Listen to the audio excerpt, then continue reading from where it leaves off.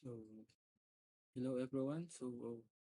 We will tackle now the last topic for midterms, and due to long weekend and unforeseen events, so I will now come up with a video lecture with regards to our last topic in readings in Philippine history, which is the retraction of result as part of your midterms topic coverage and examination. Okay, so first things first is that we will discuss now what is retraction, okay, and who Rizal is. So kilala naman natin kung sino si Rizal. So, there's always been debates, no, on the continues to argue with regards to retraction. But first, let's take a look what retraction is. Okay, so a retraction is an act of withdrawing one's criticism. So pagbawi ng mga isinulat or inilarawan or inilimbag or inilathala or ibinigay, no?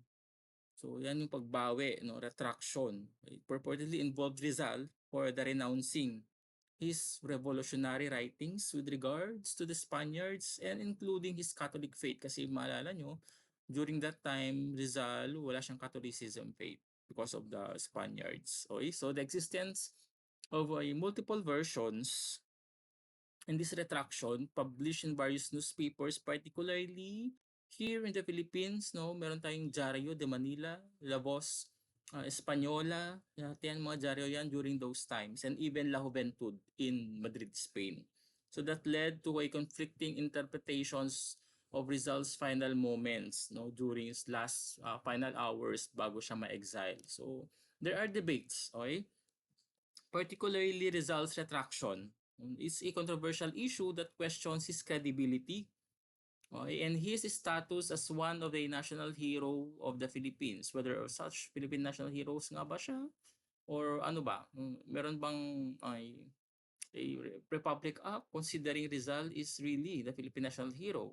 So with that questions, it is also arise, is a retraction real or a fabricated, no, or a forged, or whether the last letter or he did the last minute changes on heart, change of heart kung meron man sa kanya, or even if there were true, would his retraction affect his relevance ngayon? Nakaka-apekto ba yun sa pagiging national hero niya na sinasabi natin, whether he retracted or not? So basically, unahin muna natin kung who Rizal is. Okay, so very basic lang to. Napag-aralan na during high school, elementary. So the real name of Rizal is yan. No? We have acronym JPR MAR. So that is Jose Protasio Rizal Mercado E. Alonso Rialonda. Okay, so his birthday is June 19, 1861, and his death is December 30, 1896. So he died at the age of 35. He was executed at around 7:03 exactly in the morning at Bagumbayan, which is now the Luneta, okay, in Manila. So he was died due to firing squad of 8 Filipino soldiers. Okay. So after niyan, no, hindi agad nakita yung kanyang body, yung pagkamatay niya. Ilang araw pa bago nakita ng kanyang kapatid na si Narcisa Rizal. Okay, located the grave, no, sa Paco Cemetery. Nakita niya yung katawan ni Rizal sa Paco Cemetery. And then nilagyan niya ito ng palatandaan, which is RPJ. What is RPJ? Kabaligtaran yun or in reverse yun ng kanyang name, no? Initials yun ng Jose Protasio Rizal. So binaliktad niya, ginawa niyang RPJ para palatandaan niya kung saan kanya ni inilagay o saan niya nakita si Rizal. So after namatay si Rizal, never na siya nabanggit. Hindi na nabanggit yung kanyang pangalan, pagpus o tinabi siya or tinawag siya as El Defunto, meaning the deceased. So yun yung tawag na sa kanya during that time. No? This is the disease. So that is the brief background for Rizal. So we will not talk more on Rizal because we have a separate subject called Rizal's life, no, and writing. Okay, so with that, tinatawag din siya, no, na Pepe, yung kanyang uh, nickname. Tinatawag niya siyang Pluma. No? Pluma, kasi lagi siyang susulat. So tinatawag siyang Pluma at tinta or pen and ink. He was best known for his famous novels, The Noli Me Tangere, and the El Filibusterismo. So lahat ng novels na yun, lahat ng mga isinulat niya is that ay nag-impact yun ng social changes during that time. Ano, nagkaroon ng fictional Philippines under the Spanish colonial rule. Okay, so yun. No, that is uh, Rizal's background. Okay, so the process of that, okay, nung mga sinulat niya, na-publish yan, no, sa mga research paper from other different parts of the world. They include that as a literature. And then results alleged retraction raised questions. No? Yung retraction document na yan, nag-raise ng question yan. What happened inside the Fort Bonifacio during the last hours of Rizal? Kasi nga na-exile siya in Dapitan. During that time, it was exiled by General Despujol, Dusay. Siya yung nag-exile kay Rizal at inutos yan ni Governor General Polavieja.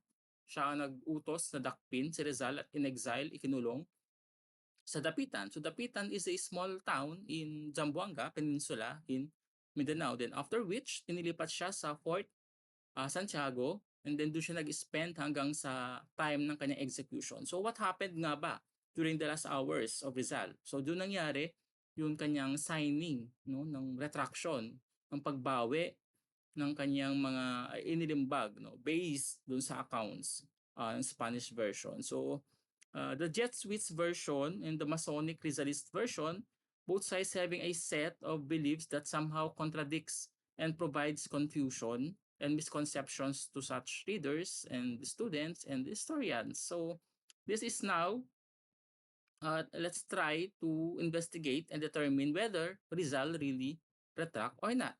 Was the letter forged or it is a fact? So this now deals to explore, you know, the similarities and at the same time the differences of the two accounts or the two versions. So let's see here, no, the most revered figures, sabi nga natin kanina, just debate, controversy, kung tama nga ba.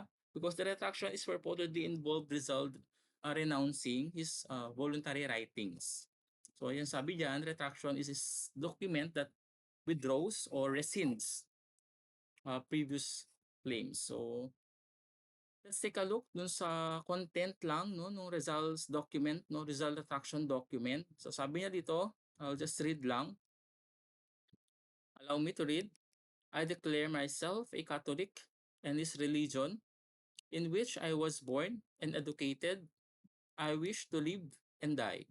I retract with all my heart whatever in my words, writings, publications, and conducts has been contrary to my character as a son of Catholic Church. I believe and I confess whatever she teaches, and I submit to whatever she demands. I abominate Masonry as the enemy which is of the Church and as a society prohibited by the Church. The diocesan prelate may, as the superior ecclesiastical authority, make public this spontaneous manifestation of mine in order to repair the scandal which my acts may have caused, and so that God and people may pardon me. So that is the retraction document na gustong ipapirma ni Father Victor Balaguer, including Father P.O.P. Father P.O.P. was published the document, no? Si Father P.O.P. ang nag-publish itong document, and Victor Balaguer is a friend of a Rizal at siya ay nag-convince to sign this document prior dun sa araw ng kanyang kamatayan. So that version proves that Rizal retracted, sabi nila. No, this version daw, no, the Spanish version proves that Rizal retracted because of the existence of the document and that event surrounding Jose Rizal's execution, citing various pieces of evidences. May mga evidences silang present sa Roman Catholic who figures that claim Rizal renounced his Masonic, sabi diyan, renounced his Masonic manifestation in the final 24 hours. So, ang involved dito is si Vicente Balaguer, si Father Vicente Balaguer. Siya yung pinaka primary source kasi siya yung first-hand information during that time kasi andoon siya, including Father P.O.P. who published the document. And we have also the two heads of the kulungan, yung sino nag-guard or Guardia Civil sa kulungan, si Senyor Mure. Okay, so malalaman natin mamaya kung ano yung mga kinalaman nila. No? So as evidence, based on this retraction, marami silang mga evidences na na-present, no? Especially Father Balaguer. Okay, sabi niya, the eyewitness of Rizal's retraction during his last 24 hours is a testimonies from the fourth Bonifacio. Una-una, the Rizal's act of piety, pagbawi ng kanyang mga sinabi, his marriage to Josephine Bracken. Josephine Bracken kasi is kanyang common law spouse, meaning to say, kinakasama niya yon, no? During nakakulong siya during his exile, kasama niya si Josephine Bracken. No? So mahal na mahal si Josephine Bracken. So during that time, since walang Catholic faith si Rizal, so in order para mapakasalan niya si Josephine Bracken, kailangan niyang pagbalik loob sa Katolika. So base doon, based kay Father Balaguer, sinasabi niya na siya daw ang nagkasal kay Rizal at kay Josephine Bracken. Therefore, pumirma siya ng retraction document kaya sila ikinasal. Kasi nga walang Catholic faith si Rizal. So para mapakasalan niya si Josephine Bracken, kailangan niya magbalik loob, no, ng kanyang Catholic faith. So that is the also another evidence na prove na Rizal really retract. Okay, and then the last is the letter found, no? Nakita daw ni Father Manuel Garcia itong original piece ng retraction document. So there were several eyewitness din base kay Father Balaguer.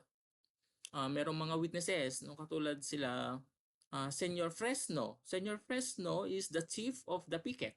Is the chief of the picket, gwardiya siya doon sa kulungan ni Rizal, and also Senyor Mure. So sabi ko na, si Senyor Mure is the adjutant plaza. The adjutant of the plaza, head din siya nung lugar, no, nung Fort Santiago.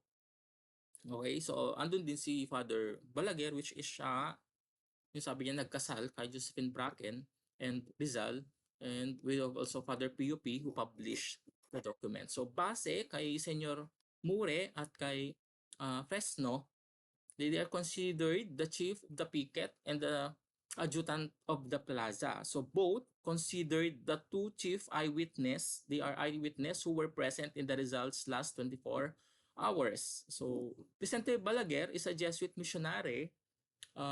She's known as a friend of Rizal during the exile in Dapitan. So nasa Dapitan pa lang sila, kasama niya na si Father Balaguer. So he's known for his hero's alleged retraction. So in 17, Balaguer documented this retraction with Rizal. Dinocument niya yung retraction ni Rizal in the last 24 hours, leading hanggang sa kanyang execution or hanggang sa kanyang pagkamatay. So lagi niyang dinadalaw itong si Rizal. So here are the some versions, no, of the retraction. So after Rizal died in Manila or in Bagumbayan at December 30, so pagkamatay niya, pagkabalik sa kanya, biglang ipinablish ngayon yung retraction documents, no, yung pinirma niya yung retraction document. It was public or published in La Voz Espanola and Diario de Manila. La Voz Espanola and Diario de Manila is the circulation during that time. Sila yung pinaka-newspapers in the Philippines during that time. So, on the day, sabi dito, on the Rizal's execution, so agad-agad na-published. So, doon pa lang para magtataka ka na, agad-agad, no? Pinablish. Then, from an anonymous writer, yan, reveal niya himself is Father Balaguer. It appeared in Barcelona in La Juventud, no, newspaper in Barcelona 39 years after. So napakatagal, no? Na-publish siya February 14, 1897 na. No? So sabi nila the original text daw was discovered in Archdiocesan Archives on May 8, 1935 after it disappeared for 39 years. So see, so very long. So isa pa to sa mga accounts na consider na Rizal did not really retract kasi bakit ngayon lang, no? Bakit ang tagal 39 years after, no? So it was appeared in empirical, no, the day of the Rizal's execution in the short formula of the retraction. So here are the some of the versions of the retraction document. Sabi dito, in a notarized testimony of Balaguer, because Balaguer kasi is the primary source, he is the eyewitness, okay, during that time. So he named the witnesses, no, si Senyor Fresco, the chief picket, and the Senyor Mure, the adjutant of the plaza, na present during the signing of the document. So this witness scenario who befriend Rizal during his exile in Dapitan.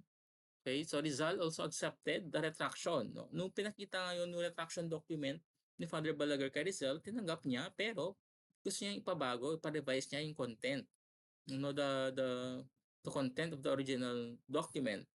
So disavowed Masonry and religious thought that opposed Catholic Church. So here are the reasons for the retraction.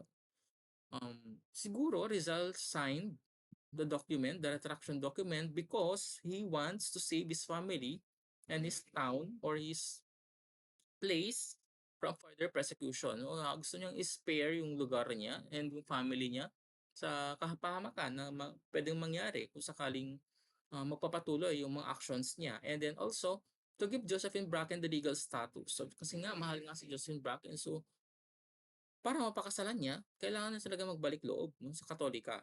At ang tanging daan lang doon is to sign the retraction document. So isa rin yun sa inisip ng reasons for the retraction.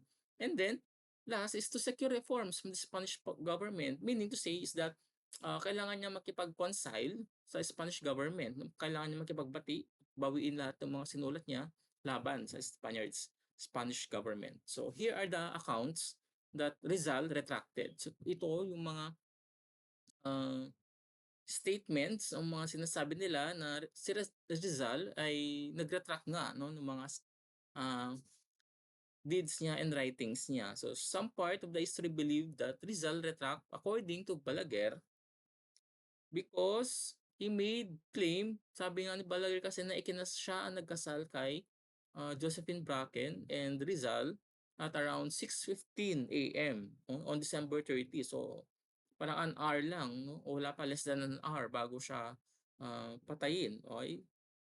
So the truth is Rizal fell in love with Josephine and wanted to marry her canonically. So gusto talaga niyang pakasalan Josephine. So one way, is kailangan niya talaga magbalik loob. Okay, so he was required to sign a profession of faith and to write a retraction.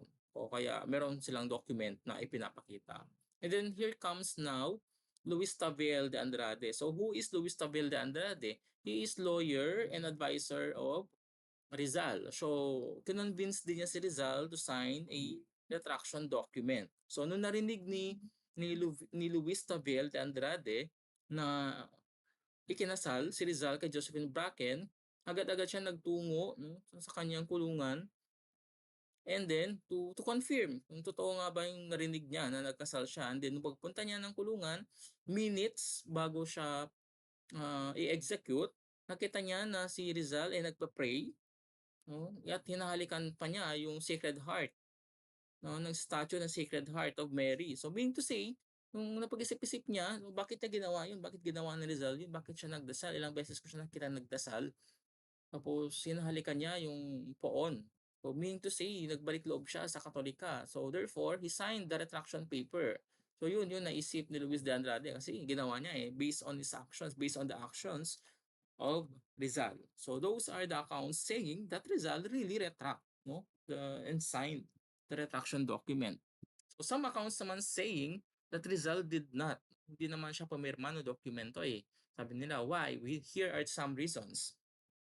Una, Rizal did not react. So Rizal had published books. So lahat ng mga inilambag niya, simula pa lang, from Spain, from America to Germany, from Tokyo, nagsulat siya regarding sa karahasan na ginagawa na dinudulot ng mga Espanyol. No? It were published, na-publish niya sa mga books, articles, nasa abroad pa siya, which showed disloyalty to Spain and which were frankly anti-Catholic kasi nga ayaw niya yung pamamalakad ng mga Spaniards sa simbahan.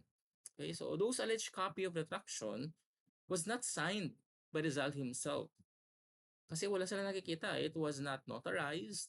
It was not um, authenticated. So walang authenticity, the documents. At tapos sabi nga nila, tagal, bakit 39 years after, bakit lumabas? No? So it was kept secret and was only published in newspaper. Kasi kung totoo, bakit hindi agad inilabas yung documents if it is true? So that is the claim. Now, so when Rizal's requested, when Rizal's family requested for the original copy, the document was said to be lost. So nung humingi yung family ni Rizal ng document, wala daw. Kasi nga sabi nila, parang lumabas na lang 39 years after. Okay, so the other evidence did not retract. Again, Father Balaguer says na he married Josephine Bracken and Rizal. However, there was no marriage certificate published, or there was no marriage certificate recorded that Josephine Bracken and Rizal was married. So, isa pa yun sa nagpo-prove na baka wala nga talaga nangyari. Okay? So, according to Rizal Pascual, so it's a ano na to, another latest study na. So, he was permitted by Archbishop Nozaleda to examine the document. So, parang nakita niya yung original document, yung kine-claim nila na original document, and later concluded to his book, gumawa siya ng libro entitled Rizal Beyond Crave. That the document presented was forgery. Oh, so yun yung lumabas sa pag-aaral ni Ricardo Pascual, no? It was forgery, it was fabricated, no, the document. There are 3 copies of the documents of the retraction base dun sa nakita niya. First is the year 1890. Siguro yun yung nilabas nung agad-agad siya namatay. Yung nilabas sa Diario de Manila, sa La Fosa Española. And then the second was is 1890. And then the third is 1896. Oh, tapos 39 years after it, naglabas ulit sila ng another copy sa La Juventud in Madrid, Spain. So, ang daming discrepancies yung mga nakita ni Ricardo Pascual, saying, therefore, that the retraction is a fabricated. Therefore, Rizal did not retract. So that is based on the examination of Ricardo Pascual. There was a revelation of forger, no? So dinaya, pinabricate, the forgery. So the common rebuttal of this argument was either siguro ang iniisip na lang nilang sagot is that Balaguer and POP made an error, no, in reproducing another copy kasi nga nagbigay naman talaga si Balaguer ng document, retraction document kay Rizal during his exile. However, Rizal wants changes of the document. So hindi natin alam if nagbago nga ba or binago nga ba, no, yung laman or content ng binigay. So Rizal did not retract. So again, kung nag-retract siya after nung firing squad niya, o dapat nilamayan or inilibing man lang sana yon sa simbahan or sa sementeryo, since ang laman ng retraction document is pagbabalik loob sa Katolika. So there was no funeral masses was held by the Catholics. Instead, di ba nakita na nga lang ni Narcisa yung katawan niya, no, sa Paco Cemetery. So authorities buried him secretly lang in unmarked grave at Paco Cemetery. So isa pa yan sa reasons that Rizal did not really retract. Okay, so let's summarize lang, no, some key points.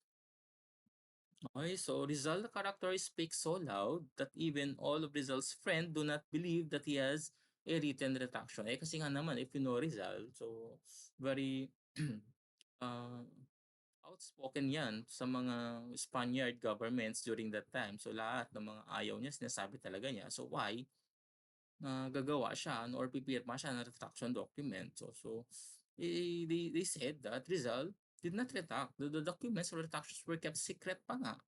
Humingi yung family, ayaw magbigay. So baka nga wala talaga. Baka siguro it was really fabricated. So only copies what's furnished to the newspapers, and then with the exceptions of one person, nobody saw the original. So wala talaga nakikita ng original.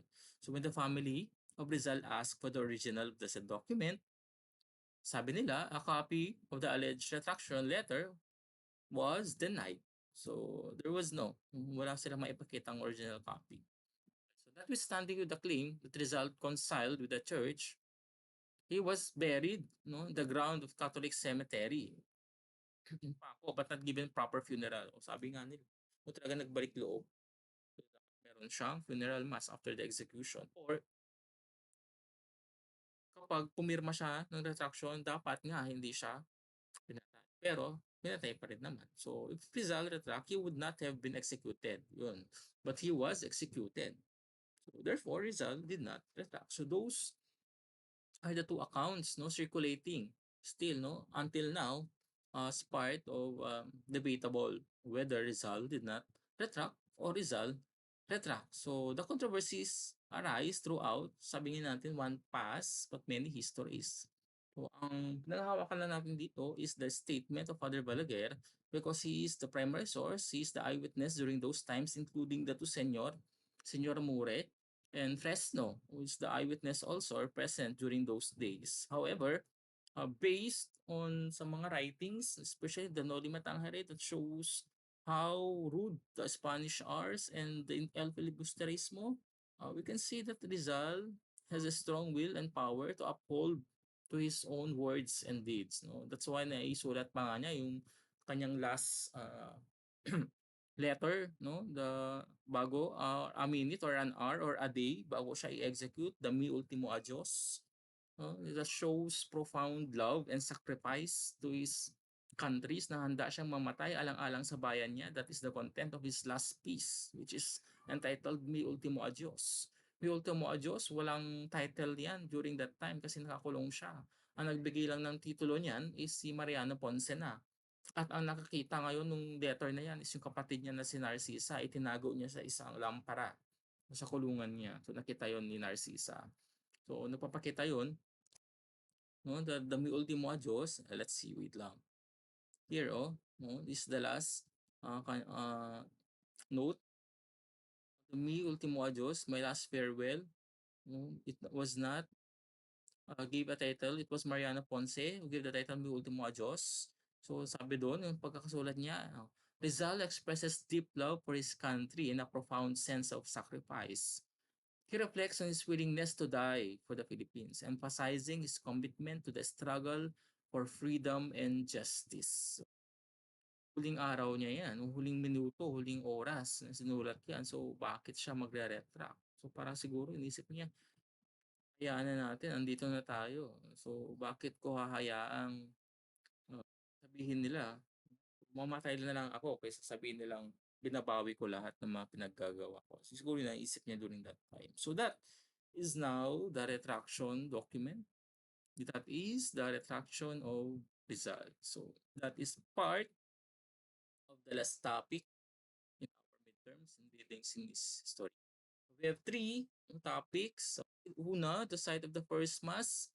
Ang unang ita-take nyo lang doon is dalawang account lang din, kay Pigafetta and Albo. No? Si Pigafetta is the geographical locations, and kay Albo, it's the absolute location, no? The 9 2/3 north latitude, no? The exact absolute locations. Okay?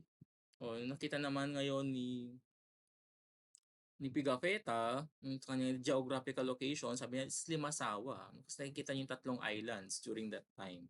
So, the islands of Camiguin, Surigao, and Bukidnon. Okay, so yun lang. Tapos kay Mutiny naman, Cavite Mutiny, we have two accounts din, the Spanish version and the Filipino versions. Nung ayaw lang nila mawala yung kanilang privileges, which is the Palia and the Polo is Servicio. However, the Spanish government thought it was an uprising among the Filipino soldiers. No? Kaya sila, kala nila mag-aaklas. So, kaya pinatulan nila. No?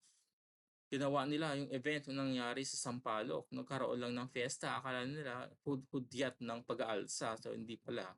Okay, so nadamay tuloy yung tatlong pari na ang gusto lang ay sekularisasyon. Okay, so that is your Cavite Mutiny. And the last is the retraction of Rizal. So I hope you find this well. I hope you understand all the topics despite of the hardships na napagdaanan natin during the midterms because of the typhoons and other school activities. However, I sent you naman, no, the reading materials, and I hope you find time to read and go back to this video lecture din of our last topic. I will upload this to your attachment para at least you can go back and try to review again. Okay, so let's meet next week na siguro. May online class pa, so depende. If tapos ang exam ng Thursday, we can meet na for our semifinals. So it's a fast approaching. So I hope you are good. To take care, and I wish you good luck to your examinations. That's all. Thank you.